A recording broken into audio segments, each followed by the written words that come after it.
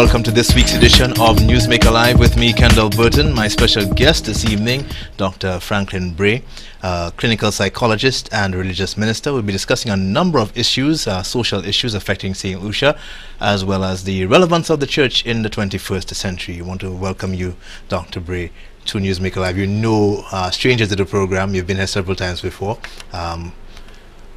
For those persons who may not be familiar with you, I want to start with a discussion of who Franklin Bray is. Well, thank you for allowing me to be here tonight. I appreciate the invitation. Who is Franklin Bray? Yes. A servant, someone who takes pleasure in serving people, St. Lucia. I love saying, and persons who know me well know that I love saying I'm from the community of Lakwamengo. It's my birthplace, and I appreciate the fact that God gave me the opportunity to come from that place, and the rest is history. That what I learned from that place, and what I've learned over the years, have contributed to my contribution to the wider community. But I'm a minister of religion, Seventh Adventist minister, as well as I am trained and provide psychological services, clinical psychological services. So, in a private capacity or through the church? Through the church, and also in public, to the public, and also privately. Persons need help, and I find different ways of providing the help to the wider community. So I wear many hats, both in the to the public, in the public service. I also serve my church very faithfully. It's a place that I really love. And during the course of the program, we'll ask you to change hats a few times. Well, that's fine. I think I've worn those hats. You're very comfortable doing that. Yes. And I but there's just one hat that always stays. Which one is that? We'll discover that as we go along. But I love wearing the hats. I think as we'll discuss, I think as I make contributions to the community, and even as my career evolves, there is that agenda that I find to be very purposeful, that I seek to satisfy, and that is providing service to the people, to the community, so that when issues, as you've asked me to come, issues that are relevant to be discussed, a voice must be given to those issues. And I find with all of the hats that I wear, and all of the capacities that I've served and that I do serve, it is very important that I bring everything together. Why am I here? What is my contribution? When I would have walked off the stage, what would I have contributed to to this country, or to myself, and to the people around me? I need to be satisfied with that at the end of the day. Your legacy. The legacy. Okay. Yes. But let's start with your religious hat. From many varied quarters, both religious as well as secular, we've been hearing that the church in the 21st century is, as established by Jesus Christ and his apostles in the first century, is no longer relevant. I want to get your reaction to those statements or suggestions. Yeah. Well, clearly, a statement like that is it sounds coming from a quarter where perhaps a person is experiencing some frustration, or may have experienced some frustration, or some level of disappointment in how the church perhaps have served the individual. Bearing in mind that admission has been made also by church people. Well, yes, very well so. Very well. Individuals who are disenchanted, dissatisfied, disappointed, will find ways that will satisfy them in expressing their perception of the church. And granted, there are times when the church may, when the Christian church may take an action, or may take a particular decision and may not satisfy a particular group or particular individual, and as a result, that individual or persons associated with that individual may draw a conclusion that this thing is no longer relevant, because with every generation and with every level of development, someone expects every institution in society to find itself within or able to satisfy the needs of people within each of those contexts. So I can understand where a person may feel frustrated with the way the church may do things at times. However, the mission of the church has always been one and the same. And the church has, for all that I know and all that I've read, and all that its history has shown, the church has always maintained its mission, satisfied its mission. As to how it goes about satisfying the mission, there may be some disagreements there, but the mission has always been the same. Do you think that would account for lack of a better word, the division, the existence of different denominations and sects? And I want to clarify also that when we say church, we're speaking of the Church Catholic, not the Roman Catholic Church, but the Universal Church, and not the Seventh-day Adventist Church, which you are part of. Very well. I will agree that, and I will agree that the interpretation and the understanding of different religious sects that can contribute to the confusion that many persons experience, and to the disturbances in the community as well. That is clear. When individuals look at the divisions in society, some persons will tell you, there are some things I just don't discuss. Religion, politics. Because religion divides, politics divides. So let me just take clear of those two, and let's discuss anything else. Even ask me my bank account number. That's just the way some people are. You understand? But we cannot say it is the message of the church that contributes to the problem. The interpretation of the mission can always contribute. There is one mission that the church has, whether we look at the church in a general form, in a universal form, or if we look at it denominationally, one word or two words or one that runs through all of those churches: salvation, or Jesus Christ. Some persons would use the word Jehovah. Some may say Allah. But there is this supreme connection that everyone is seeking for, and that in itself is important to all of those churches. What is important is that we understand that we have a responsibility to the wider community. We have a responsibility that does not remain within the walls of the church, but extends itself outside of that. Okay, bearing in mind what you just said, do you think, or rather what do you think is contributing to the social decay or decline that we're witnessing on the island currently? Oh, there are many factors. We have a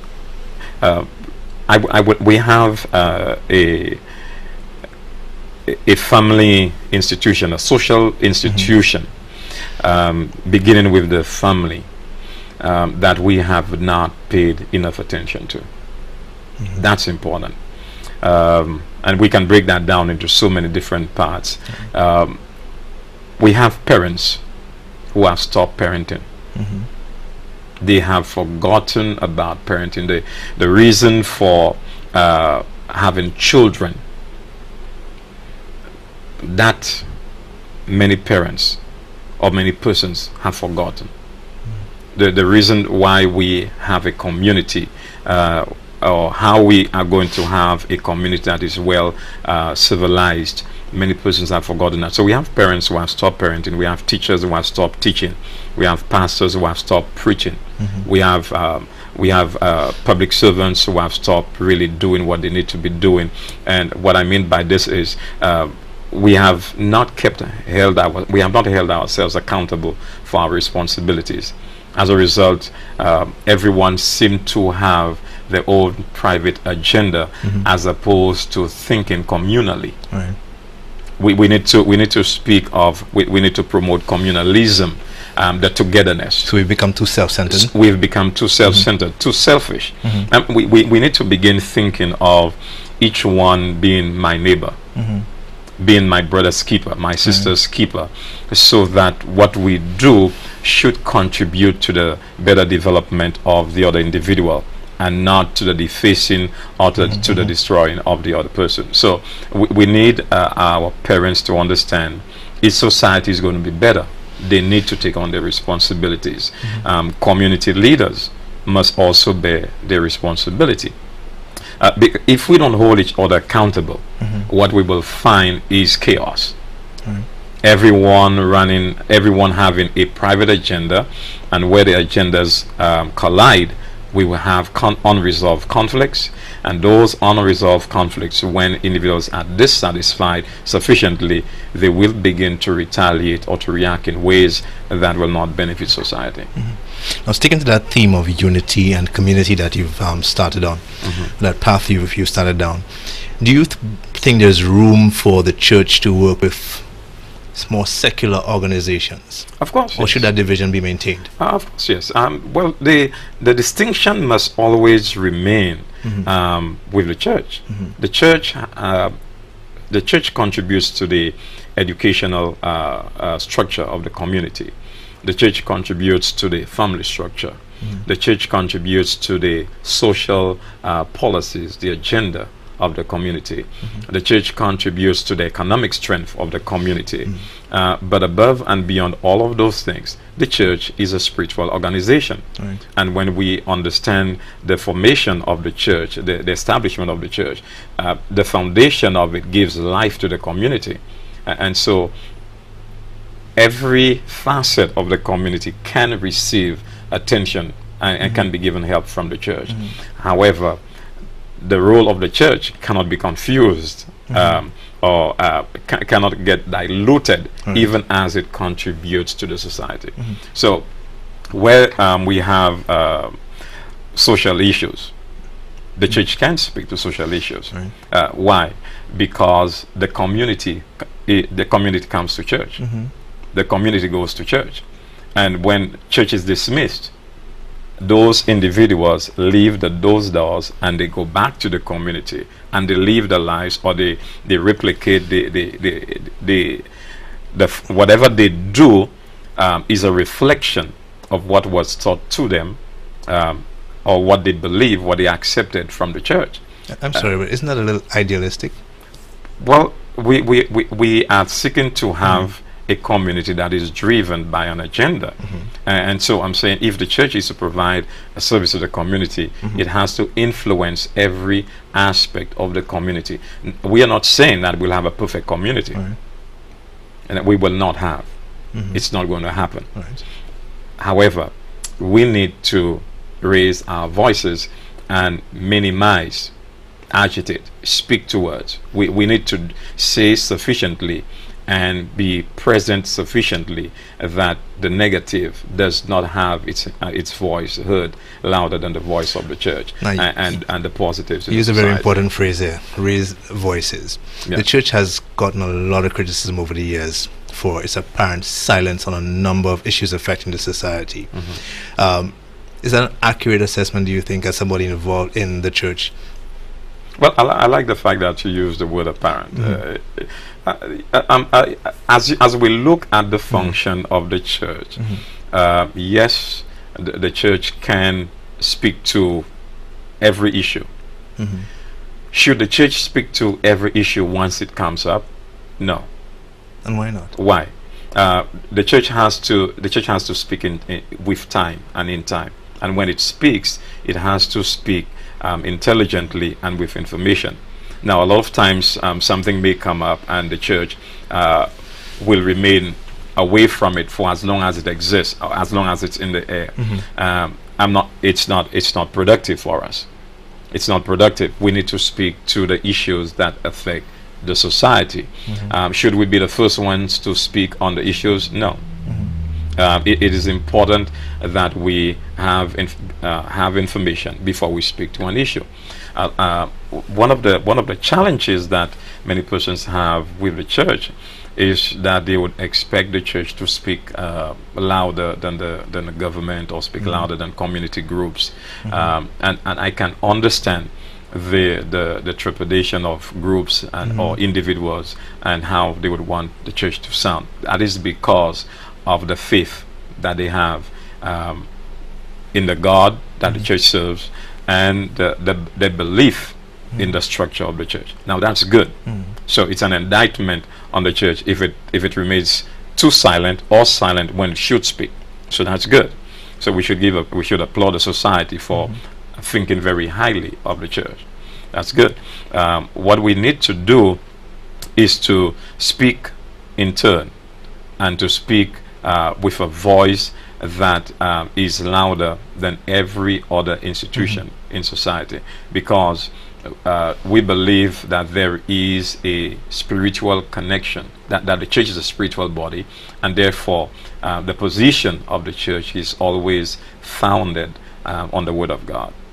So where you have existing social issues, the church needs to speak to those. And yes, many times the church may decide to remain in its doors and educate its members. So you may find some in one sector, this particular church over there may teach its members to do things in one way, the other one on this side and another way, the other one on another way, and another way. And so you will still have dissenting voices, or different voices in different areas. One thing that is common among all of those churches is the fact that we are seeking to make society better. There are times we will have to speak together on an issue, even if it does not hurt a member from my church, or it does not hurt a member from your church. Just because it is destroying the community, we need to speak to it.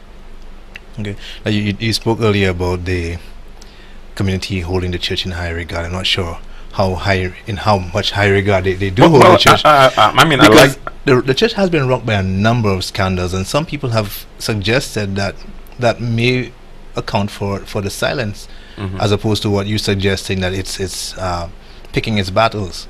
Well, it has to pick its battles. Yes, especially now. Because you see, if everything that happens, the church decides to speak to it when it does not have the information. But is it that it's lacking information, or it's lacking credibility? Well, we can say both exist. Number one, someone is murdered. The church can speak eloquently and strongly against murder, against criminal activities. To speak with specifically to that issue, we would need to get information. The church, yes, has been rocked by the abuses and those other things that may happen within religious organizations, and even if it does not happen within one denomination, it hurts the other denominations. So as religious leaders, we have to take that into consideration. We have to bear in mind that what happens to one can impact the others negatively. And so yes, we need credibility. We need the moral authority to speak to issues. It's not that the church is perfect, yet the church has to have the strength to speak to issues because of what its message is. You will not find within the different churches or within organizations where members are perfect. But members should always seek to live to their spiritual maturity, where they can reflect the ideals spoken of or taught in the different churches. And that's important. So yes, we have to increase or act so that we can increase our credibility. Yes, we have to speak to the issues in society, and that's important. Yes, we have to speak in turn. That's important. We must, at all times, in doing all of this, maintain the fact that the church is a spiritual organization and has above and beyond all institutions a right to speak to the agenda that is going to grow or develop society, the society. Now, why we said some people may not hold it in high esteem, maybe some people are holding church leaders especially in too high in esteem, and expecting too much and forgetting that we're also human. Well, unrealistic expectations exist, and the reason why some persons really flag the church, it's because a number of us may have given the wrong impressions about the church. We may not be very realistic.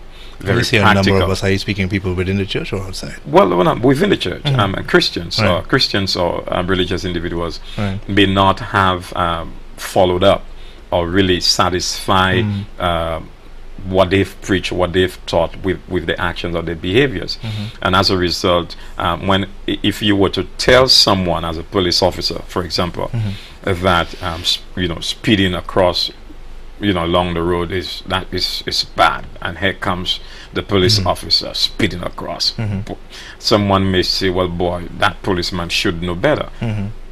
We don't know what his situation is and why he's speeding. However, just because he is, someone may seek to indict him. Now, you will find a Christian, a religious person, having spoken some of the ideals and dealing with the Word of God and all those spiritual things. And a person sees a Christian making a mistake. You see, here we go again. Here's another Christian. That's why I don't believe in those things. Here's a Christian in leadership, but here what he's doing. See what she's doing. So those questions can really hurt the whole spiritual context on how persons see and interpret the church. So admittedly, that is so, and the society has a right to expect. What we need to do is to educate the society so that they have realistic expectations of the church, so that they understand that the church as an educational institution, as a family institution, as a social institution, as an economic institution, the church, as it contributes to all those different sectors, the church remains a spiritual organization where imperfect people come together and seek to engender a stronger spiritual experience with God. Okay, let's take the focus of the church for a second. Okay, was that a sigh of relief? No, that's fine. That's fine. Because at the end of the day, the church really speaks to the whole community, and there is no sector in society that does not have the need for the church. Everyone, when they fall sick, they call for, come and pray for me. There's no food on my table. What, do you think God hate me or something? Why is there no food? I need some prayers. Even persons who may not necessarily believe in the denomination or a denomination may at some point in time regard, well, I believe there's some power out there. I need to talk to that person, whoever that person is. So I believe in all that we do, whatever profession a person has, and whatever economic strength you may attain, or you may amass, there is that fundamental need that nothing can erase. That's where the church remains a powerful vessel in every society. Okay, the media. Very well. What role do you think the media plays in the current situation that we have, the moral decay, the violence, the crime? Can I be honest? I expect you to. I would like you to be. You'd like me to be. Very well. I don't expect you to be anything but honest. Right. Well, let's look at the whole the development of a person, and how individuals learn, how we gather information, how we develop, how we socialize. And we will, if we take a close look at it, we would realize that what we hear, what we smell, what we see, what we taste, what we touch, all of those things impact our development, spiritually, socially, mentally or psychologically. All of those things impact us. So where the media comes in, we listen, we see, we feel, we hear, all of those things contribute to who we become. The media contributes to the desensitization of some activities, and individuals who are not mature enough to deal with some issues, they begin to behave. They become insensitive. They become immune to even to that which is negative. It becomes a norm to behave in a particular way, not because the media directly says you go and do this. It is because of the influence and the power of the media. I mean, we cannot, no modern society can underestimate the power of the media. And anyone who wants to succeed in a modern society has to embrace the media. It's just part of us and it's there to stay. Yet we need to find a way of, together with the media, find a way of contributing positively to society. When we have some songs played, we hear of songs and we television programs, the material that a lot of our children read, and even our adults, our adolescents read, those things contribute to their value system. They internalize those things. It becomes part of their thought processes, the part of their psyche. They begin to relate to those things, adapt, and they begin to behave in ways that reflect what they've internalized. And we cannot run away from that. And that's where accountability and responsibility comes in with the media and with every other social group in the society. When we have young people believing, or when we have a society believing that everything is all right to do, I can do what I want when I want, I'm not answerable to anybody, I'm a free agent. Nobody's a robot. We understand that. However, everyone has to live in the same society, and so we have to hold each other accountable if we are going to exist in a civil society. Behaviors must be brought to check. I mean, we cannot allow. Let me give you an example. There are times that we'd be home and just watching the news, and some advertisements would come up, and those are soft porn material, and it's at news time, and you have parents sitting home with their children just trying to understand what goes on what is going on in the country, what is happening around the world. And we are not trying to tell people what to believe, but we are saying that there must be some control over what we play at certain times, what we allow, what is viewed at certain times, and it's not because parents don't want to have control, but hate comes up during news. It sounds a lot like you're calling for censorship. Censorship will be part of the conversation, but there must be some control. There must be some control of some of the things that are played, particularly at the times when families are seated together or are paying attention to news. And those things need to be controlled. Controlled by whom? Well, let's have a community voice. The government has the government has to influence. The churches need to speak to it. The schools, the different groups in society must speak to it. I think it's one voice we need to have if we are concerned about the development of our people. You raised the subject of the government. When we come back from our break, I want to continue with our discussion, taking a look at the church and its relationship with the government and politics. Fair enough? Fair enough. You up for that? Yes, sir. Okay. We're due for a break. We'll take that break right now. You're watching Newsmaker Live with me, Kendall Burton. My guest this evening, Dr. Franklin Gray, a clinical psychologist and religious minister. We'll be right back.